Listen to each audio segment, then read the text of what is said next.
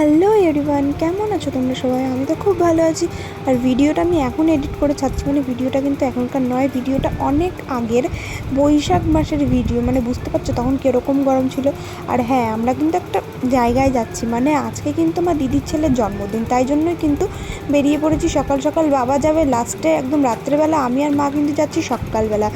এখন প্রায় 9:30 বাজে।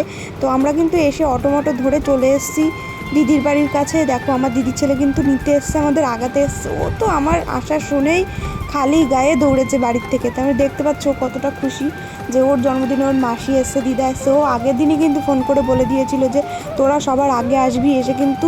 আর আমার মাকে বলেছিল দিদা তুমি কিন্তু এসে রান্না করবা, তোমার হাতে রান্নাই কিন্তু আমি খাবো।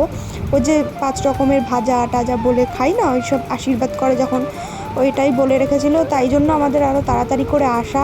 আর আমি দেখছো এসে একটুখানি টুকিটাকি কাজ করছি, কারণ দিদির ছেলের জন্মদিন। আর আমার দিদিরও কিন্তু একটু টাইম ছিল না, সারাদিন কাজ কাজ আর কাজ। আমরা বললাম না সবার আগে এসছে, যে দেখছো আমার বৌদি দিদি, এরা কিন্তু এসেছিলো লাস্টে, মানে দুপুরেরও পরে, অনেক পরে। আর সারাটা দিন যা গরম ছিল তোমাদের বলে বোঝাতে পারবো না। এদের একদম রেলের ধারে বাড়ি, আরও বেশি গরম। ওইদিকে কিন্তু আমার মায়ের সব রান্না কমপ্লিট করে বসে পড়েছে, আর আমিও কিন্তু স্নান করে রেডি হয়ে গেছি, কারণ ওকে আশীর্বাদ দেওয়া হবে। ওই যে হলুদ জামা পরে বসেছিল ওইটা কিন্তু আমার দিদির ছেলে, মানে সায়ন। আর এই যে আমার পিসি এসে পুজো শুরু করে দিয়েছে এসেই। আর এখন কিন্তু ওর আশীর্বাদ পর্ব মানে আশীর্বাদ পর্বটা হচ্ছে, এরপরে খাওয়াটা হবে। আর পুরো রান্নাটাই কিন্তু করেছে আমার মা। তারপরে দেখছো আমি কিন্তু আশীর্বাদ পর্বটা আমরা সবাই সেরে ফেললাম, তারপরে কিন্তু ওর খাওয়া দাওয়াটা কমপ্লিট হবে। এখন খাওয়া দাওয়া শুরু।